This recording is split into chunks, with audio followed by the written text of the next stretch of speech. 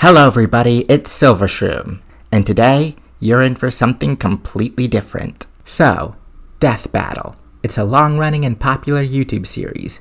Its typical formula: take two characters and analyze their weapons, armor, and skills to find out who would most likely win in a fight to the death. In a standard episode, they'll have a segment focusing on each character, establishing their powers and abilities. This will be followed by a sequence, usually animated, depicting one way in which the fight could go down. This will be followed by a sequence in which they explain their reasoning for choosing the winner. This is all presented by two characters, Wizard and Boomstick. It's cool. I like it. So, on November 17th, 2024, Death Battle released Bowser vs. Eggman, matching up the main antagonists of the Mario and Sonic franchises respectively. This video will contain spoilers for that death battle, including the outcome, as well as spoilers for Death Battle's 2 Mario vs. Sonic episodes. This episode played with Death Battle's formula in a few ways. Not only were both accompanied by their armies and allies, but they were given access to pretty much any item they've ever had access to. Even those that, based on the events of their games, they probably shouldn't have access to ever again. The result was quite possibly my favorite death battle of all time, an amalgamation of so many things Mario and Sonic. Yeah, it was pretty epic, but not everyone felt that way. So, Death Battle determined Bowser would be the winner, and a lot of people very vocally disagreed with this. This is nothing new for Death Battle, but it's the first time I ever really dove deep into this kind of discourse, and what I found, well, I just couldn't keep quiet about it for much longer. So that's what I'm here to talk about. Strap in everybody, because this is gonna be a big one. But do not harass any of the creators mentioned in this video. Now, first and foremost, I need to address something, because I know that by making this video, I will have some people insisting that I'm just a stupid Mario fanboy, and nothing I say or do short of redacting this entire video, if even that, will ever convince them otherwise. Probably doesn't help that my channel icon is a recolored Mario mushroom. Yeah, well, my channel name also references my favorite Sonic character. Albeit probably retroactively, my memory's a little hazy on that. Look, I'm just gonna make my testimony here. I love Mario. And I love Sonic.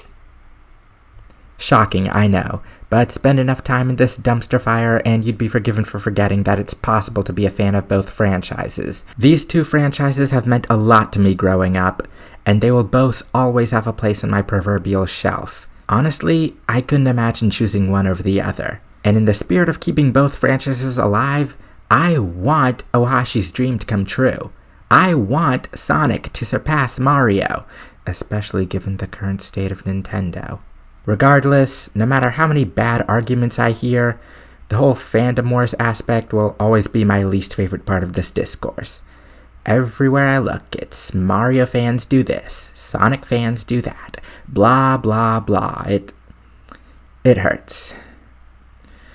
Maybe things would be different if they hadn't canceled Mario and Sonic at the Olympic Games. Stupid NFTs. So, just so we're all clear, if you clicked on this video hoping to get a laugh in and all those stupid, salty fanboys of that stupid blue rat, I don't like you.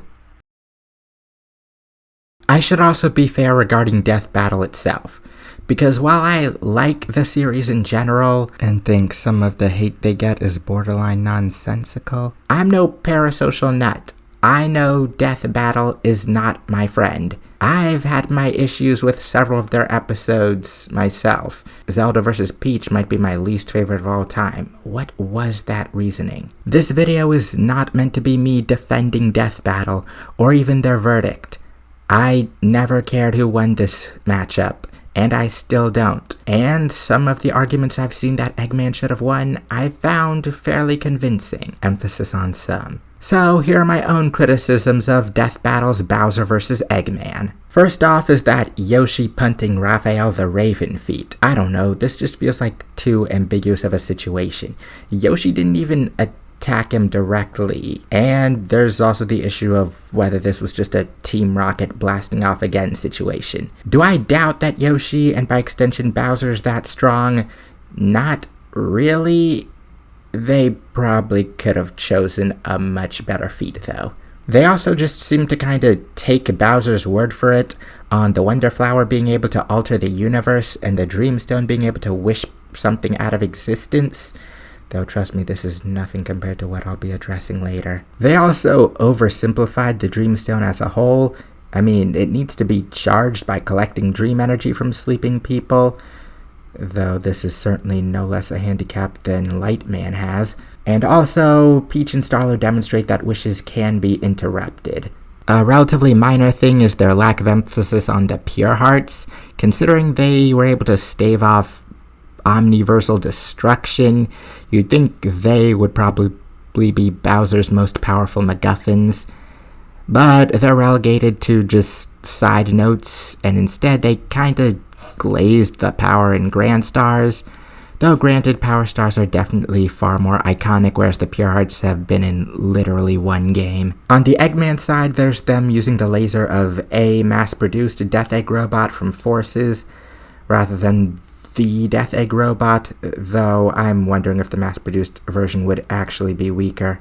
Using Solaris' Omniversal Destruction as a speed feat also just felt kind of odd to me. The animation is probably the only basically universally praised thing about this episode, credit to Morrow. The one common source of contention is Fury Bowser, because in the one game the form appeared in, it depicted Bowser as being basically unable to control himself, consumed by rage, and attacking everything around him, even his own son. However, nothing we see Fury Bowser do in this death battle couldn't feasibly be done by just giant Bowser, so them using Fury Bowser probably just comes down to it looking cooler and being from a more recent game. Then there's the assertion that because the Koopa Troop resisted Fawful's mind control, they could resist Eggman's similar tech. A big counter-argument is Super Paper Mario, where the Koopa Troop was fairly easily brainwashed by Nastasia into completely serving Count Black.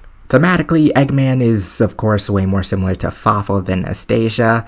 Honestly, this whole thing is kind of a toss-up, although, at least as far as I've seen, Eggman hasn't used a whole lot of mind control to a particularly potent degree, so I figured this isn't a particularly reliable win con for him regardless. Their point about Eggman barely managing working with himself in Sonic Generations was a bit odd.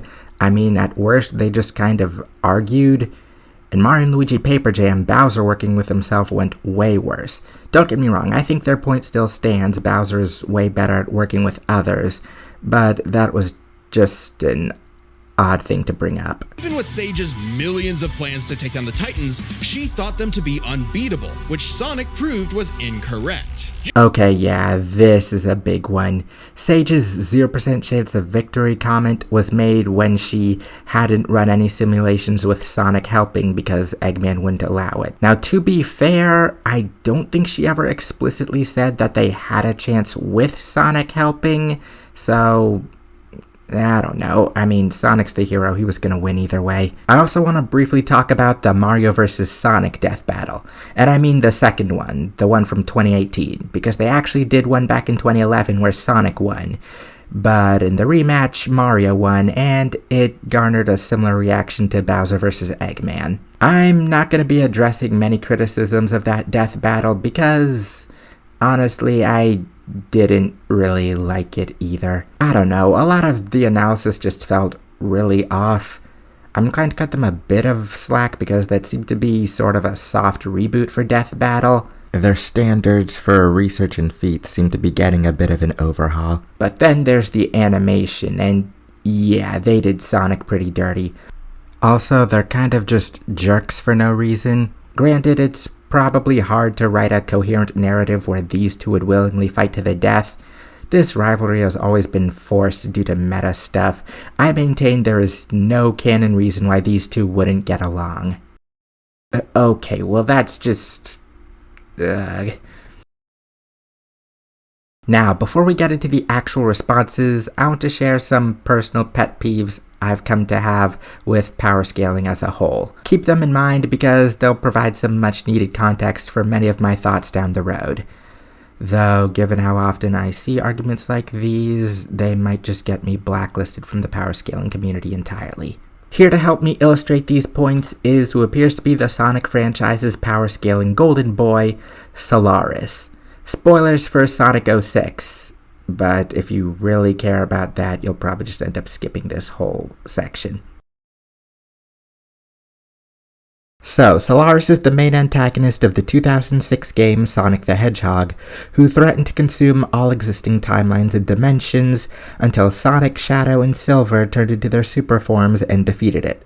So yeah, needless to say, Solaris is very powerful, but I think there are some nuances that I'm going to be bringing up here. The first thing I want to address is the apparent assumption that characters exhibit or have access to their maximum potential power in all contexts. Solaris' formation was accompanied by a wave of destruction that triggered the gradual consumption of all existing timelines, dimensions, and universes. So we'll call this feat omniversal. I'm not sure if that's entirely accurate. I'm still trying to get into all these power scaling terms, but for the sake of argument, we'll call that an omniversal feat. So, Supersonic being able to take Solaris' attacks, that makes him omniversal, right?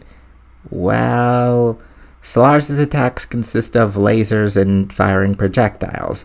Are we to assume that every one of these lasers and projectiles is omniversal in power?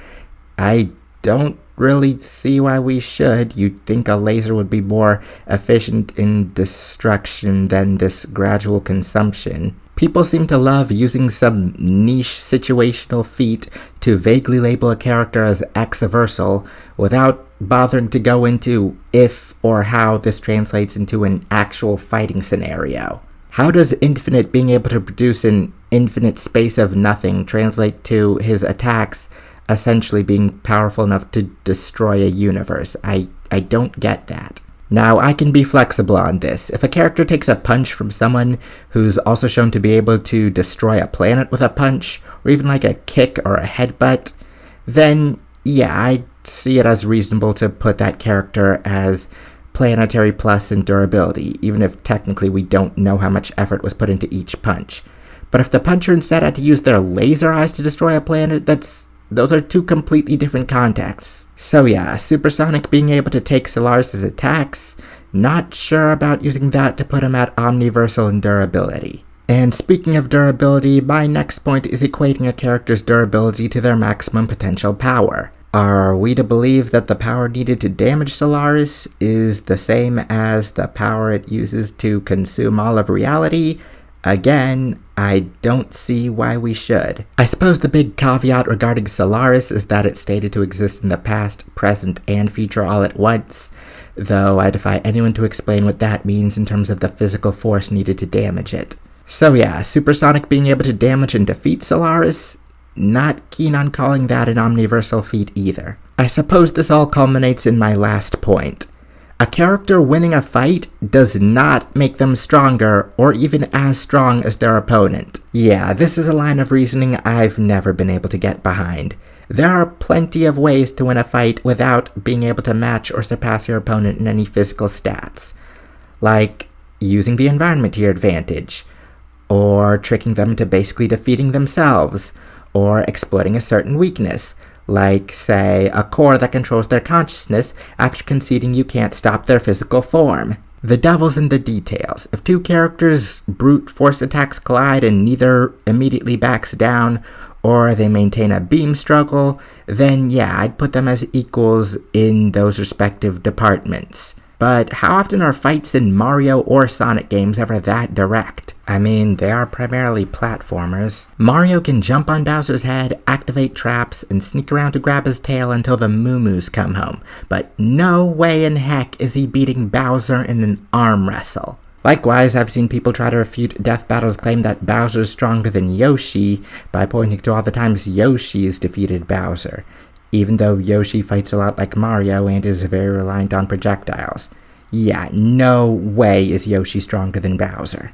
As for Sonic, his main thing is speed after all, so naturally the vast majority of his fights are him outmaneuvering, waiting for openings, and looking for weak points for his magical homing attack reticle to lock onto. Yeah, I'd argue in terms of physical stats, Sonic doesn't necessarily come close to a lot of the foes he's taken down. Super Sonic, at least in 06, is only at least durable enough to take Solaris's lasers and projectiles, and strong enough to break its armor and beat on its core until it passes out. None of which we really have much to go off of in terms of numbers. One more thing before we get to the videos, because there are certain arguments that you'll see all across the world of Sonic power scaling. Viewers, let me introduce you to the wonderful world of statements. First, I should establish the concept of power creep, the phenomenon where a franchise continuously introduces elements that are more powerful than the ones that came before it. This is justified as applying to Sonic through not only the statements I'm about to bring up, but just lines pushing the general sentiment of Sonic getting stronger through every adventure, like that's not just a basic fact of life. Don't get me wrong, there is plenty of evidence that Sonic has been getting significantly stronger. Off the top of my head, him being able to defeat Perfect Chaos while in base form in Generations when he had to go super back in Adventure. However, as we'll see, it often gets taken way too literally, with people treating every single obstacle Sonic faces as objectively stronger than anything that came before it, regardless of, well, anything. This image has become particularly infamous, originating as a piece of promotional material for Sonic Forces. It introduces Sonic's most powerful enemy yet, Infinite. This is often cited to reason that Infinite, and by extension, base form Sonic from Forces onward, is stronger than Solaris. You know, the sun god that threatened to erase all of reality. This has raised a discussion about the use of promotional material, which frankly I'm kinda on the fence about. Don't get me wrong, there's a point to be made here. Statements from outside the media themselves have never been off limits, but there's some nuance to be had. I can point to the time Death Battle did something similar to describe Spyro's ether breath, but that was the case of a staff member going out of their way to explain something that apparently goes largely unexplained and even unnamed in the actual games, which seems odd. I don't really know anything about Spyro. But this is just Sega hyping up the new villain of their new game. You think they had Solaris in mind when they wrote this? I mean, given the state of the franchise, they probably just really wanted Forces to succeed. This is propaganda. I mean, imagine if this said Infinite, who is objectively Sonic's most powerful foe in every conceivable way. Yes, including Solaris.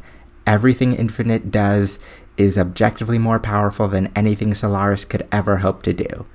I mean, I hope we can at least agree that that would be pretty desperate and lame.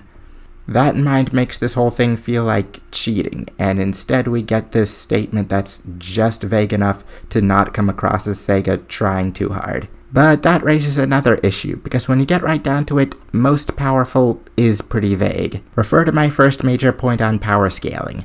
Even if Infinite can't consume timelines and dimensions, he could be more powerful just in terms of his combat prowess. Just to be cheeky, technically, albeit inconsistently, Sonic 06 never happened, and Sonic never actually faced Solaris, so one could technically argue that Sonic's most powerful foe yet just doesn't include Solaris, but again, that's just being cheeky. Although, if we want to talk vague, you haven't seen anything yet.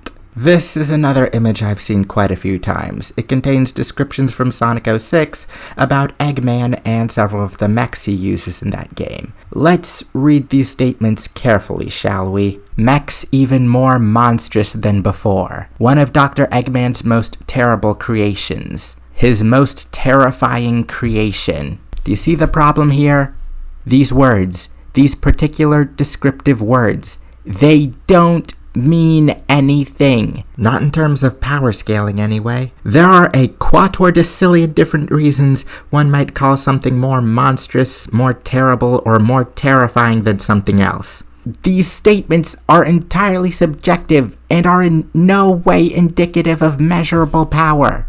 Similar are these statements on the Egg Dragoon from Sonic Unleashed, calling it Dr. Eggman's fiercest flying mecha, and saying it represents the absolute pinnacle of mad science. How are these statements on measurable power? How? When it comes to statements by characters in-game, the immediate question is, should we believe them?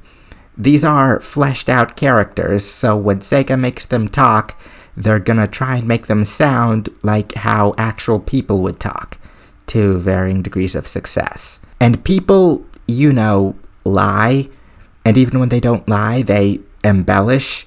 They make things sound more extreme and concrete than they actually are. So when Sonic says, I get more powerful every second, I'm not inclined to believe he literally gets, say, X% stronger every second of him just existing.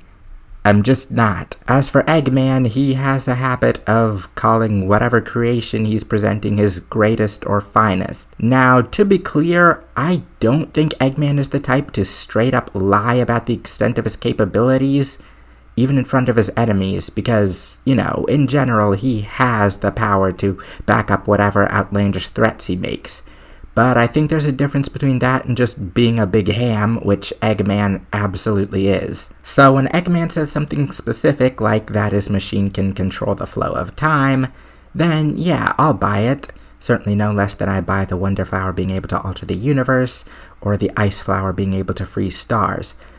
But I don't think it's remotely out of character for Eggman to just pull out some random creation and baselessly declare it his greatest, finest, or even most powerful. Another thing you may often hear is that Infinite is 1,000,000,000,000 times more powerful than anything Eggman had ever created up to that point, per a line from Eggman in the original Japanese version of Sonic Forces, with the English version changing trillion to thousand. The line in question reads, "This ultimate weapon will pay back all history of defeats and memories of humiliation to you by 1,000,000,000,000-fold." What? Okay, I cannot be the only one who thinks this is a massive leap in logic, right? Right? I genuinely feel like I'm being gaslit whenever this is brought up. Has my understanding of how words work been completely off this whole time? I mean, what? Okay, so if you just fundamentally disagree with my takes on interpreting statements, then I doubt we're gonna get anywhere meaningful. Of course, I'm not the first person to call out this sort of thing, so I doubt I'll be changing any minds. I suppose what I can definitively say is, if this is really how the game of power scaling is supposed to be played, then this game sucks and I quit. There's no analysis going on here. Whichever character is stronger just comes down to whoever's company is louder. What's even the point? Doesn't anyone value show don't tell anymore? Now, without further ado, let's move on to the responses. First on the chopping block is a user called Unremarkable. Now, this user did also make a debunk of Mario vs. Sonic 2018. Again, not gonna go too in-depth on that. It was mostly about Death Battle's inconsistency in their source material, and basically insisting that Sonic's speed must be calculable, which, honestly, fair. He also defines infinite, inaccessible, and immeasurable speed, so thanks, I guess. This top comment, however, really caught my eye, claiming that they weren't even trying to hide the bias when Hypersonic wore off at the same time as Mario's star power-up. People in the reply say they counted the 20 seconds that Mario's invincibility is supposed to last, and I'm just like, why would you do that? The duration of Mario's invincibility due to the superstar has varied from game to game, and in certain non-gameplay oriented contexts, it's lasted basically as long as it needs to. The 20-second time limit is not a hard canon element. More importantly, whenever there is a time limit in place, grabbing another superstar resets the timer, and as Death Battle emphasizes, it's common for Mario to carry a number of power-ups on his person. There's no reason you can't just anticipate his invincibility wearing off and pop another star to keep it going. Hypersonic, of course, lasts as long as Sonic has rings, which deplete over time. Now, while Hypersonics infamously locked to Sonic 3 and Knuckles, we can get more details out of later appearances of Supersonic. And yes, there have been many cases where Supersonic has lasted as long as the plot needs to. Honestly, more often and arguably more diegetically than Mario's invincibility. However, several lines suggest that the idea of superforms, and presumably by extension hyperforms, requiring and depleting ring energy in general is canon. The point is, both of these forms' durations are highly situational and largely dependent on game mechanics, so I really don't think it's fair to say either one should definitively outlast the other. Regardless of my thoughts on the overall animation, honestly, having them wear off at the same time and turning into a slapstick moment was probably the safest thing they could have done. As for bias, well, I'll have plenty to say about that later on. Now to his Bowser vs. Eggman video. So a good chunk of his video isn't actually him debunking anything, it's just him taking issue with things Eggman has not being used in the main scenario. They're going to bring up a lot of stuff for Eggman, maybe for Bowser too, but mainly Eggman, and then just not use it. Now, Unremarkable claims in a comment that he wasn't referring to the animation with regards to these things being left out, rather that they were swept under the rug during the final section, but Death Battle mentioned them, they explained how Bowser could counter them. What more did you want? I genuinely don't understand this comment. They had an entire segment in the post-analysis dedicated to showing how their trump cards all pretty much counter each other, and how including them would have likely just been pointless filler. Despite this, they still bothered to animate these alternate scenarios showing how some of these interactions would go down. The alternate scenario. I don't care about alternate scenarios. I wanted to see it in the actual fight. Real nice. He also brings up those descriptions of Eggman's 06 mechs and the Egg Dragoon that I addressed earlier. Even these random robots in Sonic 06 are stated to be the strongest creation he's ever made. The Egg Dragoon is consistently stated to be the strongest thing Eggman had ever created up to the point of Sonic Unleashed. So that's nice. But it's also able to keep up with modern Sonic in terms of speed, meaning it likely has immeasurable speed. Refer to my first big power scaling point. Yes, the Egg Dragoon is keeping up with modern Sonic in this particular instance, but who says Sonic's using his full speed here? He doesn't really have a reason to. He's trying to defeat the Egg Dragoon, not escape it. Frankly, I'm under the impression that Sonic almost never uses his full speed, but that's a whole nother thing. Again, I don't want to be too rigid on this point, but still. So he brings up more of the statements I brought up earlier to scale Infinite, though surprisingly, he actually concedes that Infinite may not be stronger than Solaris. Really, the only villain that Infinite doesn't scale to would be Solaris, who is stated to be a super-dimensional being. But considering that Infinite is stronger than the Time Eater, which took 2 Supersonics to take down, both of which would be much stronger than the Sonic and Sonic 06, and Infinite would scale above all of that, it's really not that hard to imagine Infinite being stronger than Solaris. So, why wouldn't you give it to him anyway? This could have been his trump card for the entire fight. I mean, they did take Lightman into account, but apparently those alternate scenarios just don't count at all, so... You gave Kamek chance time. I don't want to hear it. Yeah, 'cause it's funny. He's used the jeweled scepter to make the world-shattering egg wizard. That's a naming fallacy that doesn't mean anything. The absolute irony. They're also super weird with what they gave Eggman and what they didn't give Eggman. Like, they gave him Infinite, but where's Starline? Okay, admittedly, comics are kind of a blind spot for me with regards to Sonic, though from what I know about Starline, I feel like having him work with Eggman here would be a massive stretch. I won't be covering the Bowser portion of this video because even though I know more about Mario scaling than I did during the Mario vs. Sonic debunk, I don't know enough to debunk anything from that section. Well, I appreciate your honesty, but that humility certainly doesn't last. Bowser could simply reverse the effects with his transmutation magic. A couple things. One, spatial displacement is never implied to have such a weakness. You could argue this is a no limits fallacy, but I'm just reading what is from the book itself. That's still a no limits fallacy. Eggman has access to transmutation technology, so if that would have worked against a metal virus, he probably would have used it. So what's on the panel he's showing here is just the metal virus. I tried looking around for Eggman's transmutation technology, but I couldn't find anything. Maybe I'm wrong, so take that as a disclaimer for this next segment, I guess. Even beyond that, the metal virus isn't that easy to get rid of. For reference, Shadow the Hedgehog is the ultimate life form. He was literally created to cure incurable diseases. He is immune to all pathogens, viruses, you name it. And yet, the metal virus had no issue in taking Shadow over. So, the metal virus versus transmutation magic thing is a bit of a toss-up. It's the inherent problem of comparing elements from different franchises. However, the fact that the metal virus affected Shadow really has no bearing on this whatsoever. Much like the they've defeated gods argument I've often seen for Dragon Ball characters, Shadow is the ultimate life form within the context of the Sonic universe, more specifically within the context of Gerald creating him to be the ultimate life form. When you introduce a brand new element, like from a completely different franchise, you have to start fresh. Simply put, the extent of transformations regularly seen in the Marioverse is, at best, extremely rare and situational in the Sonic-verse. Hence why Death Battle emphasized it as a big point for Bowser over Eggman. Likewise, the metal virus, of course, doesn't exist in the Marioverse, so we have to get creative. I think the best counter-argument would be the blorbs from Mario & Luigi Bowser's Inside Story, which neither Peach nor Bowser readily have the means to cure. Though one could argue Toads just getting bloated is different from something altering their fundamental makeup. Ironically, its subtlety might actually make it more dangerous. Honestly, I'd argue, at least thematically, the closest thing in the Marioverse to the metal virus is Bowser turning the Toads into bricks in the original Super Mario Bros. Beyond all this, the metal virus can't infect through metal. Guess who has the means to turn themselves metal at will? The Mario Cast. Also, they're all doctors who can cure viruses by throwing pills at them.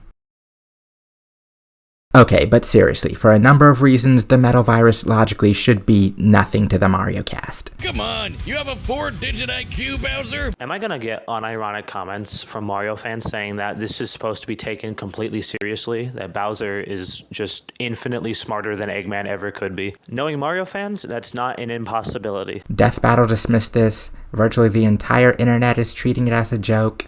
So I don't know why you felt the need to try to paint Mario fans as essentially dumb enough to believe this. After all the dunking on Sonic and its fans that went on during the 2010s, I bet people like this think they're on some kind of moral high ground for turning it on the plumber. Rest assured, you're all the same to me. Also, criticizing people for just taking a statement at face value is incredibly rich coming from someone from your sector of this discourse. I've seen people in the comments say that the Phantom Ruby could be countered by King Boo or by the Wonder Flower, and I want to say that's not true. The only thing that can counter the Phantom Ruby is the Phantom Ruby itself or other Phantom Ruby prototypes. Okay, so that is the dictionary definition of a no-limits fallacy. In regards to the Chaos Emeralds, they're stated to grant infinite power in the IDW book, assuming this isn't just referring to a very great or very vast amount of power. That means that the Chaos Emeralds could not be countered by any amount of Wonder Stars, or is that their name? I'm not a Mario fan, I'm sorry. Power Stars and Grand Stars. You literally have the words on screen. Basically, no matter how much of a finite thing you have, you will never be able to counter an infinite thing. I don't think I'll ever understand people being so ready and willing to accept claims of infinite power and apply them so literally. A point to be made here is that even if the Chaos Emeralds or the Power Stars or whatever MacGuffins themselves contain infinite power, that doesn't mean that anyone using them is capable of outputting infinite power. I mean, we've seen the Chaos Emeralds get beaten out of people, and Eggman himself draining them, rendering them effectively useless until they were stored at the Gaia temples, and that was just to split apart the planet. The Emeralds could very well have limits that aren't exactly in terms of measurable power output. Frankly, unlimited power is pretty vague. One could easily take that to mean it can just power something or someone for an unlimited amount of time. I like this one Reddit comment that likens the Chaos Emeralds to a faucet of power, where the more Chaos Emeralds, the bigger the faucet. In a practical sense, a faucet could give you an unlimited stream of water, but even the biggest faucet isn't going to give you the whole ocean at once, especially not without breaking. I'm not saying this is absolutely how the Chaos Emeralds work, but what you and several others seem to think is that essentially a punch thrown by someone powered by the Chaos Emeralds should be treated as infinite watts of power, which is gonna be a hard sell. Granted, establishing any kind of upper limit on power output with the Chaos Emeralds is pretty much impossible without just saying the actual truth, which is that they're as powerful as the plot needs them to be. So with that in mind, how do they really stack up against Bowser's MacGuffins? To be honest, I don't think we've seen Bowser do anything that impressive powered by a Grand Star. I should also note that it's implied Grand Stars can be drained of their power with no presented way of restoring them, but that just makes it all the more important that there's so many of them. It's unlikely Bowser would burn through them in a reasonable amount of time. Another note on numbers is that the Chaos Emeralds need to be in their full set of 7 to reach their maximum potential. Even 6 Chaos Emeralds is consistently regarded as nothing compared to all 7. Any Chaos Emerald powering, say, Metal Sonic is one that's not powering, say, the Death Egg. While the Power Stars and Grand Stars can evidently stack in power, they're not dependent on each other in this way. I want to go back to the Pure Hearts for a minute because they're more like the Chaos Emeralds in that they need to be in their full set of 8 to reach their maximum potential. While one use seems to drain them, they can easily be restored by, yes, the power of love. Given the themes of Super Paper Mario, I think it's safe to say Bowser's love for his minions would suffice, especially if he's using them to protect them from, say, the Time Eater. A potential caveat is that while the Pure Heart's express purpose is to counter omniversal destruction, they themselves can't handle being the victim of it. Those who've played the game know what Mario and the gang had to go through to remedy that scenario. Let's just say it was much more of an ordeal than restoring the Chaos Emeralds after the Time Eater's shenanigans in Sonic Generations. Then again, that was just one Pure Heart on its own. Overall, in terms of power and versatility, the Chaos Emeralds are almost definitely top tier amongst their MacGuffins, though no amount of power and versatility changes the fact that Bowser could just wish Eggman out of existence, not that Eggman couldn't do similar things to Bowser. But the Eggman Empire lacked something Bowser had in spades: teamwork and loyalty. No, you heard that right. They genuinely give Bowser the win in this category because of the real superpower of teamwork. Well, it was a bit more than that. Also, you dare to call yourself a Sonic fan and diss the real superpower of teamwork? Disgraceful. You can't end Death Battle on a sappy note. We just saw Eggman get Black Flash to the next dimension. This is the same stunt that they pulled in Goku vs. Superman to try and ease the burden of that loss. Like, huh? Life is tough. Learn to appreciate the sappiness. The Eggman Empire took over the whole planet, but Bowser's troop conquered most of the universe. Maybe that's because Eggman's ambitions don't extend beyond building a theme park. Just give him the clearance to build it already. Do you honestly think Eggman would stop after just building a theme park? And towards the end, he leaves us with this gem. For Mario fans, enjoy your win. Your games are still mid anyway. Classy. Let's just move on.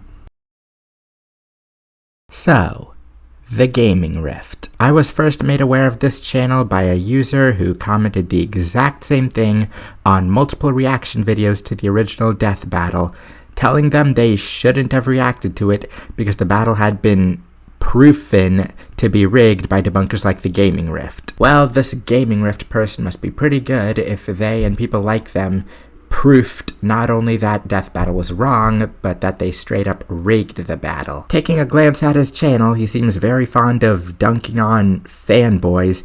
Granted, most of it seems warranted. He's also done several responses to versus matches involving Sonic, regarding many of them as dishonest or otherwise terrible. I haven't watched that many of them in full, but he has a consistent issue with people downplaying Sonic, and clearly believes Mario characters are no match for Sonic characters whatsoever. For the record, I don't disagree that several of the people he's responded to are less than honest and trustworthy, but I'm here to talk about him. Oh, and he also very openly dislikes Death Battle, so this should be interesting. So, with regards to Bowser vs. Eggman, we've got a VOD of his live reaction to the Death Battle, and a response video. Why Eggman vs. Bowser was never close. Also, I know this doesn't have anything to do with anything but real slick swapping their names in the title. If you want to try and turn that around on Death Battle, you really ought to blame Sega for not calling it Sonic and Mario at the Olympic Games. It's almost jarring how much respect the people who make Sonic games seem to have for Mario. So his basic point is that Eggman's overall speed and power is so much higher than Bowser's that everything beyond physical stats is essentially irrelevant because Eggman's troops would just rip through everything Bowser has before he has a chance to do literally anything. He even gives Bowser honestly, I'd say more credit for his intelligence than Death Battle does, and admits he has better hacks. Bowser is also incredibly intelligent, he has his army, and he has very impressive hacks that Eggman has no counter for. But insists that the speed gap is so high that it doesn't matter. This is a concept known as speed blitzing. For the record, it's not like Death Battle hasn't employed speed kills before. I mean, that's pretty much how Sonic won the original Mario vs. Sonic Death Battle. But with their arsenals exhausted, Mario was no match for Sonic's natural speed. But let's hear what TheGamingRift has to say. Right off the bat, he calls the makers of the Death Battle Screw Attack,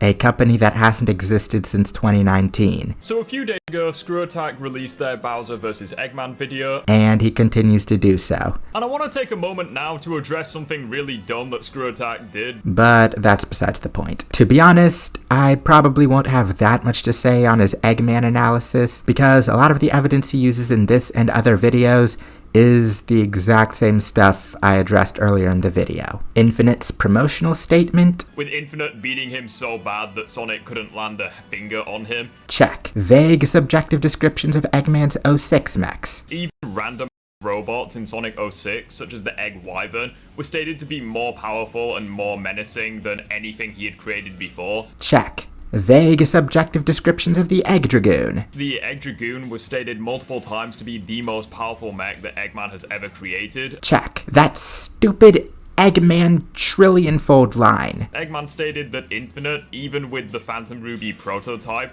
would already be 1,000 times more powerful than anything Sonic has faced in his life, with the Japanese port implying that it's even 1 trillion times more powerful than anything he's faced in his life. Check, check, and check. Before we dive any deeper though, let's hear what he has to say about Bowser. Let's just say, at a glance, he doesn't exactly come across as the most reliable source of Mario information. Even though I've only played one Mario game and it was over 15 years ago. For the record, he has played some Mario games on his channel after this video came out. When someone accuses him of not knowing Mario scaling, he basically just says he did his research. Do you think we're stupid? Okay, you regularly pull from the most offhanded statements and niche situations to glaze the Sonic cast. Excuse me if it's a bit of a hard sell that in the less than a month between this Death Battle's reveal and the release of your video, you researched this character from a franchise you evidently just don't care about to a remotely similar degree. I mean, you didn't even do enough research to know that Screw Attack didn't exist anymore. Okay, let's hear what he has to say in the just over 2 minutes of this almost 15.5-minute video he dedicates to talking about Bowser. Thankfully, a few Mario fans and Mario fanboys were gracious enough to point me into the direction of the Paper Mario series, which apparently has like the top tier scaling for Bowser. So that's what I went and did. Based on what I could find in the game, you could say that Bowser at his absolute peak would be in the multiversal ranges of power when he had the Dreamstone. The Dreamstone is from a Mario and Luigi game, not a Paper Mario game. Since it contained a cosmology of 100,000 universes, since dreams in the Mario-verse are basically infinite in size, and it was 100,000 people, so 100,000 infinite realms, you could say that yes, the Dreamstone would be multiversal because of that. I won't lie, I'm tempted to say 100,000 times infinity is still infinity, but this whole my infinity is more than your infinity thing is pretty much a meme in power scaling at this point, so I don't think it's worth arguing about. So instead I'm gonna ask, where did you get the number 100,000 from? I've played through Dream Team multiple times and do not recall any statements on the population of Pilo Island. So I did a little digging and I found this. This is a page from the Versus Battles wiki attempting to quantify the power of the Dreamstone. And it takes the number 100,000 as the population of a seemingly arbitrarily chosen real-world island. You have got to be kidding me. You say you got this information on Bowser secondhand. Did you bother to fact check it? Also, what's the point of measuring the power of the Dreamstone? The relevant detail it presents is that it lets Bowser wish something out of existence. It grants wishes, which, side note, Bowser intended to use it for after it was charged by just Bowser himself sleeping. Take from that what you will. What is there to measure? The mass of what you're wishing out of existence? Perhaps his mentality is that if something is more powerful than the Dreamstone, then the Dreamstone can't be used to wish it out of existence. which, with what relatively little we're given as to how Dreamstone wishes actually work, is a very tenuous argument, especially since, once again, power does not equal durability. Also, I just want to take a moment to appreciate the fact that a lot of Mario fans were calling me like a Sonic fanboy, which is funny that even though I've only played one Mario game and it was over 15 years ago, I still scaled Bowser higher than Screw Attack did.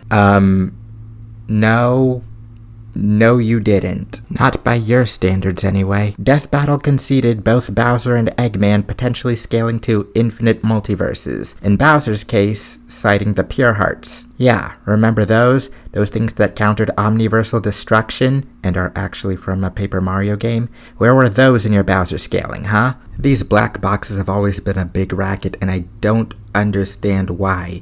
They're there, just read them. Speaking of which... dimensional manipulation feats. See, like, the issue with that is that they don't match the speeds of his vehicles. Why not? Like, because the problem for them is they're saying, like, incalculable, so that means literally nothing. Like, incalculable could mean you're dumb as and you're not smart enough to calculate it, or you literally can't calculate it because, like, the speeds cannot be calculated. They do complex and often unnecessary calculations of character feats for a living.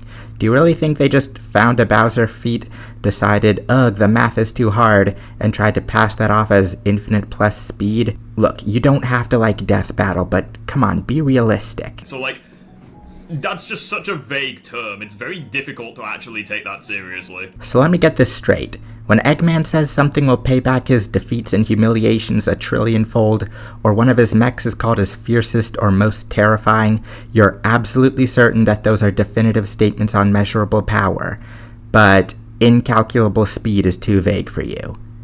Okay then. Now, I should note that Death Battle's black box mentioning the multiversal scaling was put in the trump card section rather than physical stats. And honestly, yeah, I'm not too keen on passing off the power of the Dreamstone or the Pure Hearts as physical stats, because once again, the power contained in their MacGuffins isn't necessarily the same amount of power they can output using them. Also, there seems to have long been a level of reluctance on Death Battle's part to fully embrace these kinds of outrageous scaling. They seem to have been getting over that sometime after Mario vs. Sonic 2. Again, in that video, they made a big deal out of finally calculating Sonic's speed. To me, these black boxes are just them saying that establishing a top speed and power for Bowser and Eggman and comparing them is impractical if not impossible. So the city leveling and castle punching feats were just them trying to present an idea of the kind of power they casually put out on an average Tuesday. Regardless, claiming that they only put Eggman at town level and Bowser at country level when these numbers are very explicitly not meant to be taken as their peak power is just...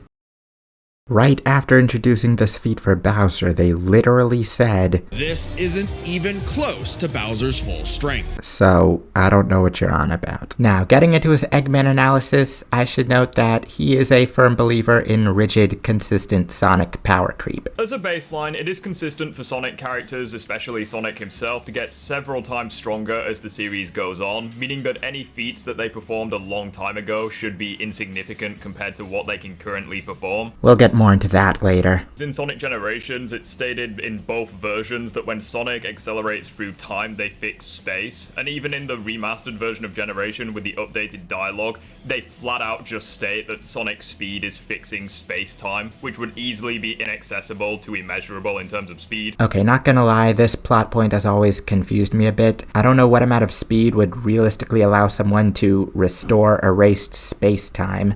And it's not exactly clear what accelerating through time means when all we really see Sonic do in this game is visit places from his past that were brought there by the Time Eater. Let's be honest, I love this game, but its plot was clearly secondary to just bringing classic and modern Sonic together. In Sonic Forces, both modern Sonic and the Avatar were capable of escaping null space in a matter of moments, which was a realm completely cut off from time and space respectively, showing how much more powerful they got since Generations, which required a whole game to escape from the void, whereas in Sonic Forces it just took a couple of seconds. Sonic being trapped in white space and Sonic being trapped in null space are two completely different contexts. The former was the result of the Time Eater erasing parts of Sonic's world and timeline. Arguably, there wasn't much to escape to until the Time Eater was defeated and its work undone.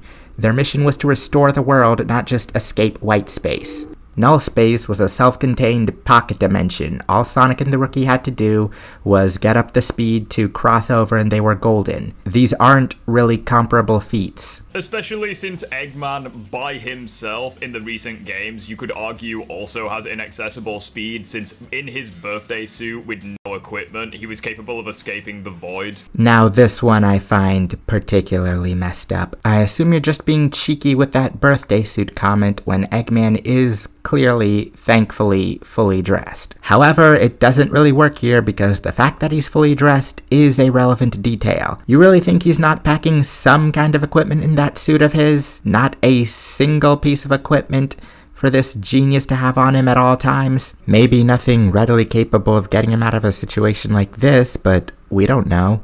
And that's the bigger issue here. We don't know how Eggman got out of white space. I mean, we do know, status quo, but we have received no canon explanation whatsoever. You literally took a completely ambiguous situation and made up a scenario that supports your Sonic characters are broken narrative. If this isn't grasping at straws, I don't know what is. This never should have been brought up, not as a serious point. So from here he kind of just goes down a line of Sonic games, labeling each one's final Eggman mech as stronger than the last, backed by those aforementioned statements and some blatant examples of Eggman just stroking his mustache. The Egg Salamander was not only capable of draining the Soul Emeralds of their power, however, just with its raw power alone, it was going to cause Blaze's universe to merge with Sonic's, and it was stated by Tails' that this would ultimately cause both universes to collapse. So this just with its raw power alone line got my attention.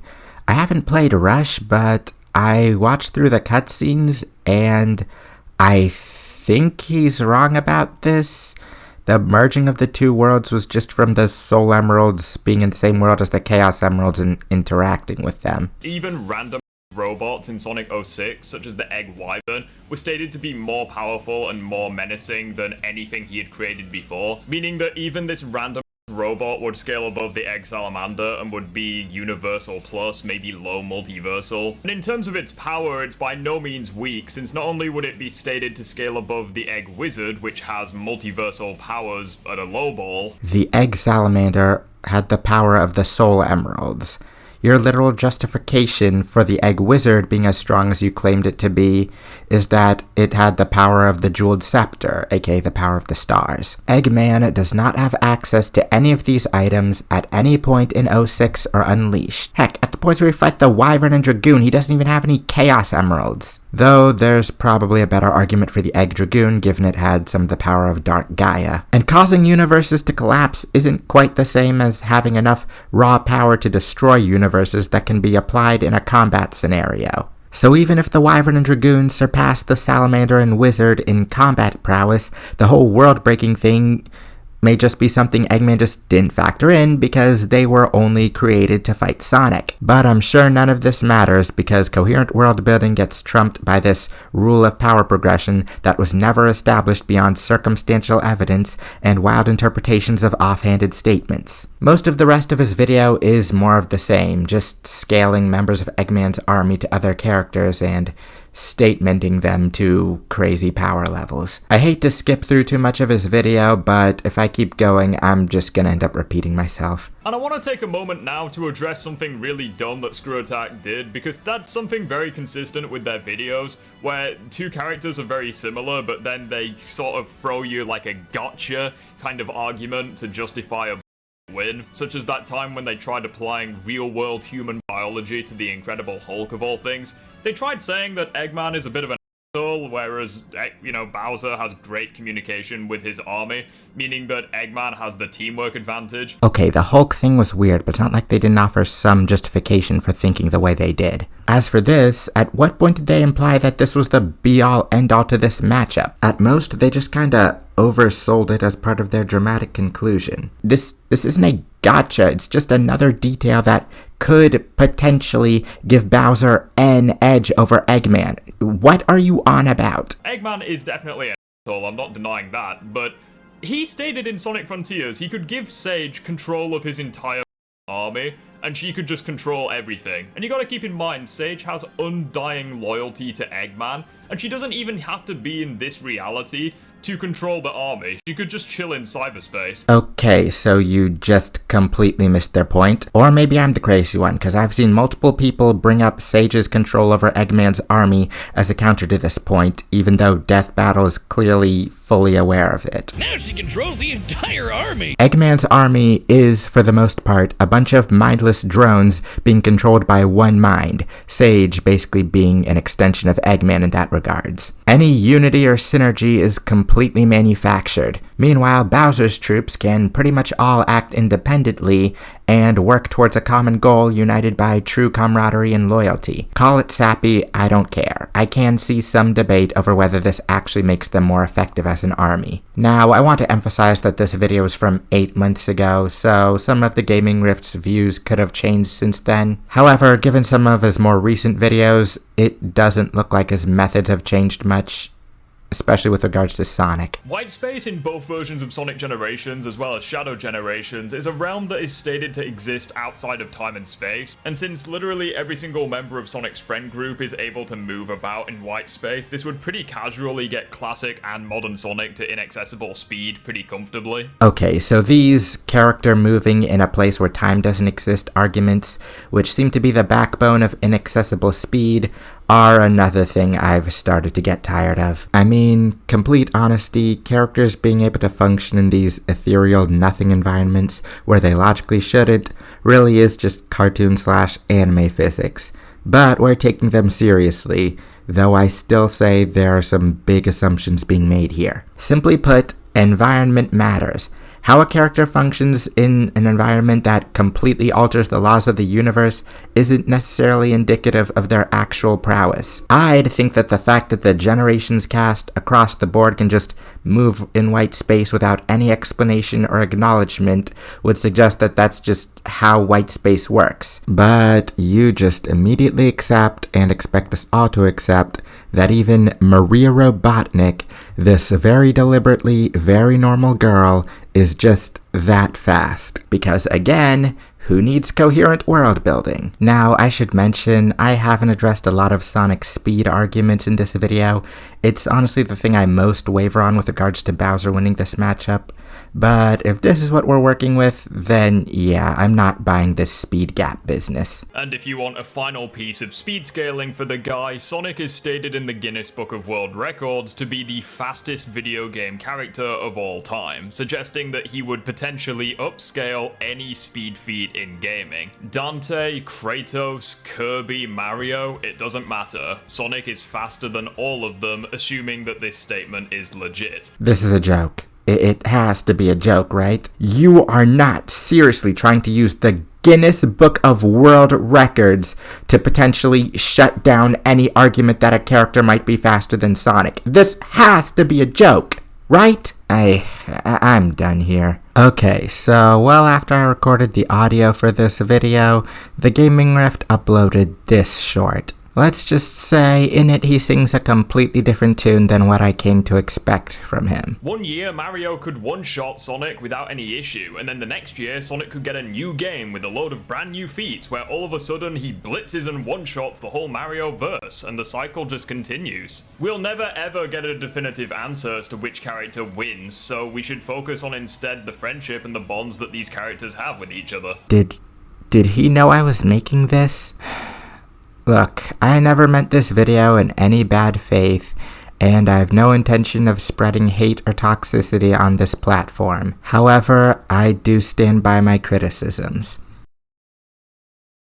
So, those are the main videos I wanted to respond to, but I would be remiss if I did not mention the Might of Geburah. I hope I'm saying that right. They've been very active on Reddit regarding this death battle, with their thoughts summed up being mostly, yes, we should take statements at face value and apply them literally, and no, we shouldn't prioritize feats over statements. Over on YouTube, we have a 3-hour reaction video to this half-hour death battle. I actually sat through this a while back. All I really remembered were these long tangents of clicking to new tabs and sources. The scan about Archie Sonic being soft cannon. Oh yeah, I have a few scans on that. Hold on, let me see if I have it. Sonic. And them calling Sage, our precious digital cinnamon roll, a mid character. Sage was originally designed as a mere assistant, but through an alien encounter, she was granted actual sentience. Sage is already I swear if I hear the word mid one more time, I'm gonna puke.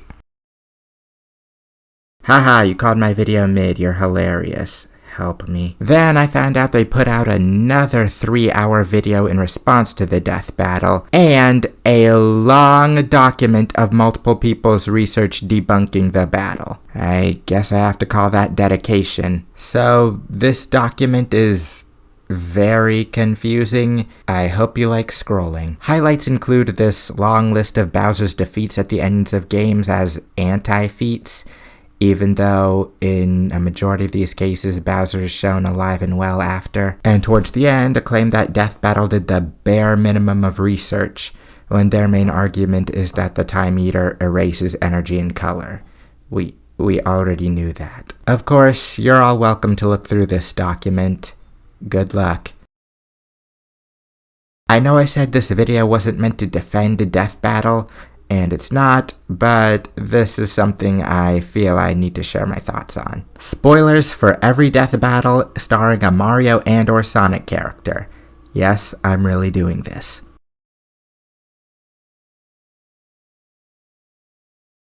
So, most detractors of this death battle seem pretty set on how Death Battle views Sonic as a whole, which is essentially that they're stuck in the 2010s. Spend enough time with this crowd, and you'd be forgiven for thinking no Mario character has ever lost a death battle, and or no Sonic character has ever won. There are multiple instances of members of the Death Battle cast claiming to be big Sonic fans, but for the sake of argument, we'll pretend that them lying about this whole time isn't conspiracy theory levels of why. So far, this is every death battle starring a Mario character, and this is every death battle starring a Sonic character. So, for Mario, we have 5 wins, 4 losses, and then Goomba vs. Koopa, which was not only Mario vs. Mario, it was also a tie, so half a win, I guess? I can't believe this was the first Mario-related death battle. For Sonic, we have 5 wins, 7 losses,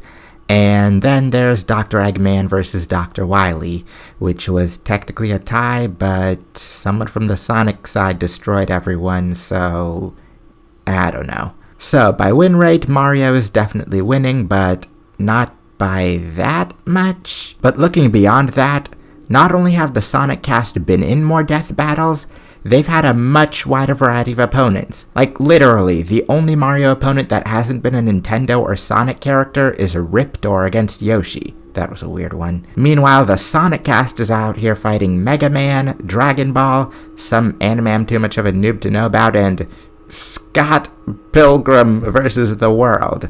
Like, who's looking at these lineups and thinking they like Mario more than Sonic? I've seen some sentiments that Shadow vs. Ryuko was forced to appease Sonic fans by giving Shadow a win after he lost twice, though one could easily argue that Death Battle just wanted Shadow to get a win. And Silver vs. Trunks, yeah, I'm sure they tried to appease Sonic fans by giving them a win against a franchise whose fan base is probably even more infamous in the Death Battle community. And let's not forget the time they effectively declared a matchup inconclusive because someone from the Sonic side went rogue and destroyed everyone. Honestly, after that performance for Metal Sonic, I can't help but think they were disappointed upon determining he'd lose to Zero. And then Metal goes on to carry Eggman on his back against Bowser. I know what I said about Mario vs. Sonic 2018, but honestly, for the episode as a whole, it feels to me less skewed and more just kinda messy. So yeah, Death Battle biased against Sonic,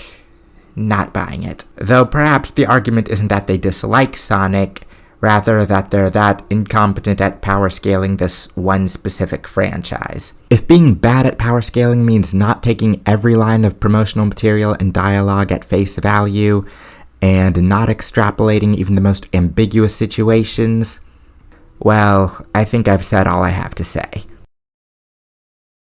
I'm not gonna sit here and claim to be a completely unbiased source of pure facts and information. I want to be at least somewhat transparent. Spoilers for Death Battle's Goku vs. Superman 2. I remember watching Death Battle's Goku vs. Superman 2 and hearing their explanations about how Superman is impossibly overpowered and that's kind of his whole point, and thinking, well, DC just got a whole lot lamer. Half joking, but honestly that's pretty much how I felt watching most of these debunks. Having the Sonicast's power be wanked beyond the realm of, well, any logical storytelling just completely took me out. There's no better way to put this. This rigid power creep sucks, and I don't want it in any of my games. Honestly, TV Trope sums it up pretty well. Power creep virtually always leads to a broken base, with the most conservative players saying that the new unbalanced content is an insult to the original game. As a general rule though, power creep has a negative connotation. The reason is that, with a few exceptions, it shows that the producers were unable to come up with something creative and instead reused their old material with bigger numbers. It's not a perfect analog, but the idea is there. And it's not just them. I have found quite a lot of sources regarding power creep as, at best, something to be very cautious and wary of. And while these criticisms are mostly applied in the world of PvP games, it does have a reign in the realm of storytelling as well. So, I don't know why it's being pushed so hard onto Sonic. Clearly, a lot of people get a level of joy out of knowing that the characters of their preferred franchise completely no-diff and stomp any competition they face. But personally, I just don't see the appeal. I'm here for good, well-written characters that make analyses like Death Battle interesting and not completely pointless. I have to ask all of you, but especially the Gaming Rift, because the way you describe Sonic characters, it sounds like they don't belong in versus matches at all. That no matter who they're up against, they should just be dismissed as too powerful for it to even be a question. Do you truly want that? I cannot stress this enough. Do not harass any of the creators mentioned in this video. Again, this is my first time ever doing something like this, and while I obviously want it to be seen, I really don't want callouts to be what my presence on the internet is known for, especially when it's people who aren't really doing anything bad. I like to game, I like to animate, and I like to fill people's heads with the information that takes up an immeasurable amount of space in mine.